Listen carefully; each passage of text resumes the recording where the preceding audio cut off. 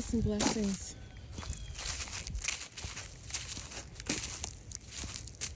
Come take a walk with me. We're walking in the woods. It looks like a lot of devastation. There's clearing of trees. Once upon a time, this woods was very full of trees. Not a lot of light came in. Over the fall and to the winter, 100 truckloads of timber was taken out of here.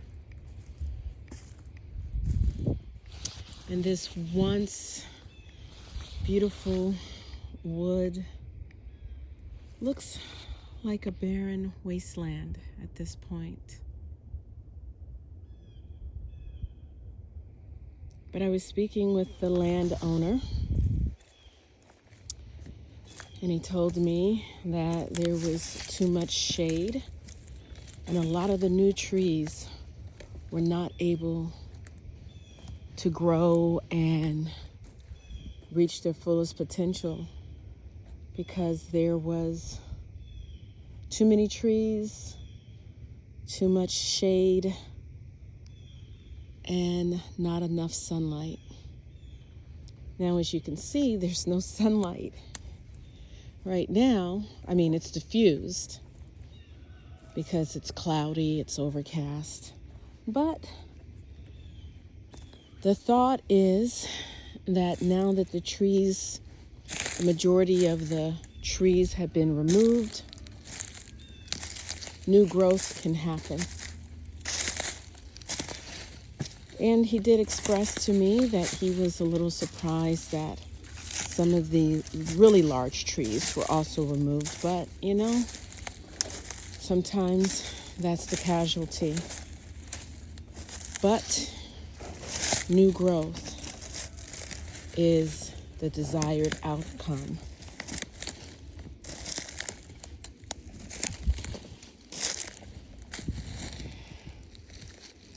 It's been a long time since I actually made a video, consciously considered making a video, intentionally, shall I say.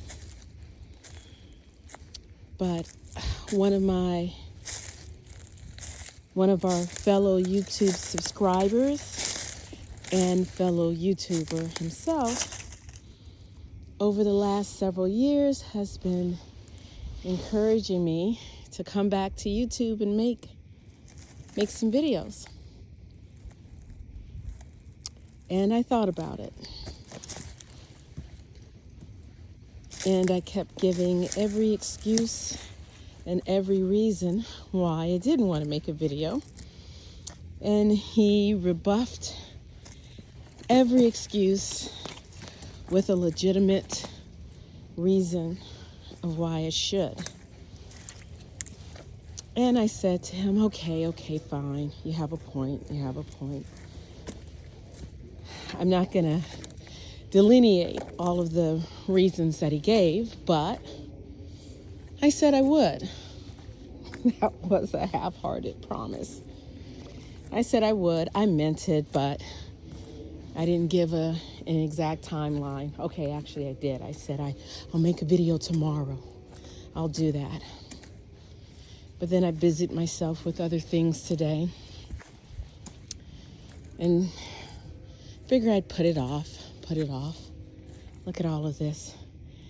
These woods used to have really nice trails that we could walk in. And now it's just, I would kind of call it devastation, but there's a method. Oh, look at that. Let's see. Can you see that in there? You know what that is. If you know what it is, put it in the comments. And also, I just ate lunch, so I'm a little bit out of breath. Too much food in my belly. Anyway, so as I was making my brunch and washing dishes, all of a sudden, I received a text message from one of my clients. And my client had found my YouTube channel. My client didn't find my YouTube channel. My client found an interview that Wayne Steiger, I believe his last name is. That's back, oh wow. I think that was like 2017, 2018. An interview that Wayne Steiger had done with me, had interviewed me. Normally, I've been the one in the past to interview other people. Wayne Steiger interviewed me. And it was a very interesting and thought-provoking video. And I took that as a sign of yes, I should come and start making new videos.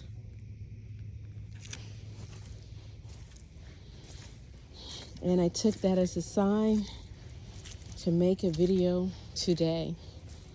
And actually, I didn't really think I had anything to share. Wow, look at all these beautiful stones.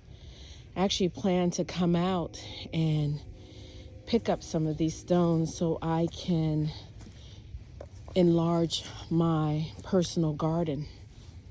I have a little teeny tiny micro farm, my little garden, and I use the stones as a border. So anyway, last night, right before I went to bed, I did some reading, and I really thought it was beautiful. It was something good to read before I went to sleep. And I fell asleep with the thought, I'd like to share this. I'm just showing you all of the trees that have been removed.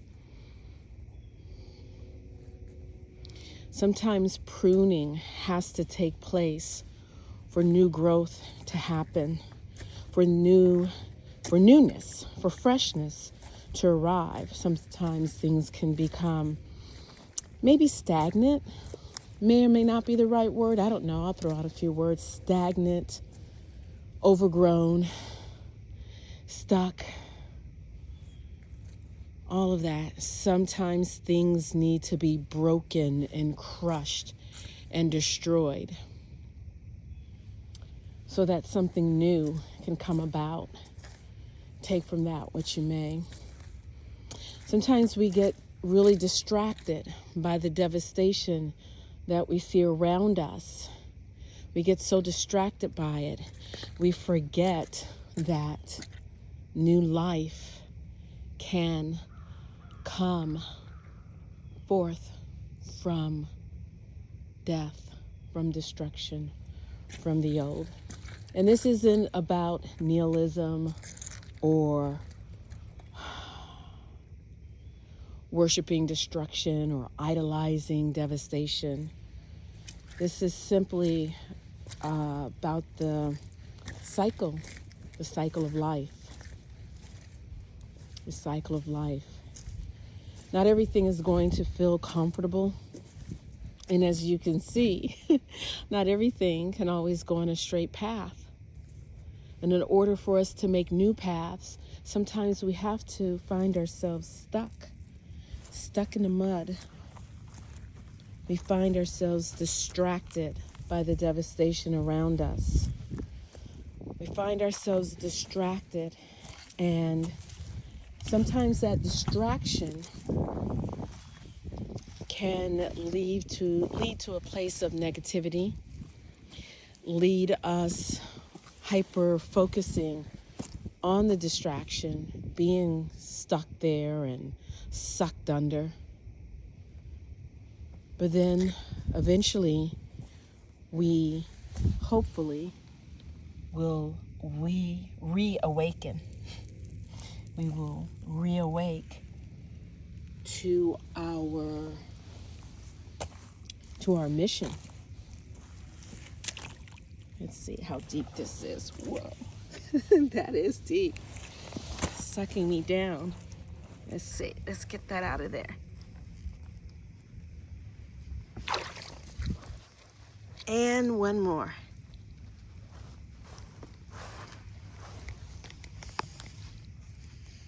Okay, you got that out of there. It's interesting because I was talking to a client of mine yesterday, and he was telling me about people getting stuck in bogs. And I wasn't sure how deep that water was, but let me tell you, it is deep. And my boots got really stuck in there. But anyway, we can get distracted. We can get distracted by the devastation around us, and we can get sucked into it. Sort of like I just got sucked into that mud over there. And before you know it, that distraction can destroy us. We can think that we're looking and we want to, pay attention, and we want to know every nitty gritty and muddiness and murkiness that's going on. And before we know it, it sucks us down and it destroys us. That's what I'm thinking about as I walk in this woods. Anywho, I want to share with you what I read last night. I did a little late night reading from one of my favorite books, The Heart of Aikido, Philosophy of Takemusu Aiki by Morihei Ueshiba. I'm sure I butchered that, but I gave it my best. So let's take a look at what I read. So this is found on page 65. Today, there is a lot of talk about various threads or strings that tie the universe together, and the purity necessary to utilize and activate those virtuous powers. These strings of the spirit are our lifeline to the divine source of all things. It is the very breath that we take.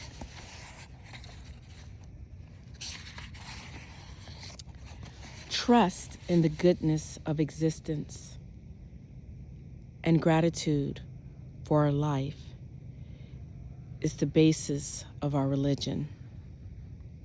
If we lose this faith, we will never understand the magic of Kotodama. The Kotodama U, or U, is the source of the material world. U. Of course, spirit and matter evolved from the one source. The floating bridge of heaven is the place where that harmonization of spirit and matter originated. There is nothing imperfect or incomplete. Do not forget where you came from. Unify spirit and body. Create a heaven on earth. Be sincere. Trust in your intuition and ever progress. Seek a place that is pure and bright. Aiki can enable us to make this world a place where we can venerate divine principles. To do this on a grand scale is impossible without a lot of groundwork. My groundwork is to complete the mission that I have been entrusted with. I want to bring others into my sphere and make them all my friends. Even if it's just a single person, my job is to be a messenger, to brandish a double-bladed sword of love and purification. I am like a prophet standing on the floating bridge of heaven. It is in this age that all of the gods have finally been manifest. Now is the real age of the gods. We are all members of the human family, one in spirit and body. Our very breath unites spirit and matter in all dimensions. It purifies our souls and ties us all together.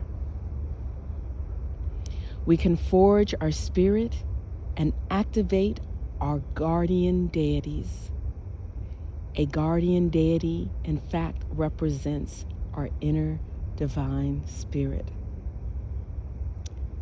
A human being is a mirror of the cosmos. A human being is where the universal drama is being played out. We forge our spirit to make us closer to the divine. No one can, in fact, be separated from the heavenly realm. The entire body of a human being is breath. A cosmic breath that seeks to transform this world into a floating bridge of heaven.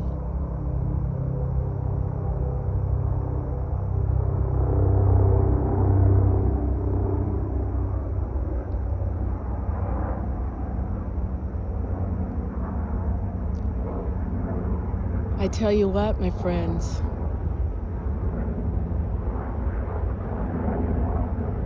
I'm going to leave you with that thought. I won't add any of mine at this moment. Maybe I will at another time, I don't know. But how about you share what you received from that passage, which was written how many decades ago? What does it call to your mind? What does it bring up in your intuition? What does it bring up in your genetic memory? The spirit, the heart of Aikido. The spiritual energy of the heart. What does it bring up to you?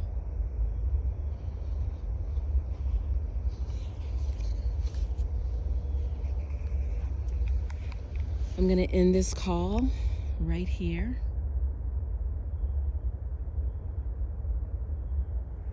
And just a reminder that everything we encounter is a reflection of an aspect of self.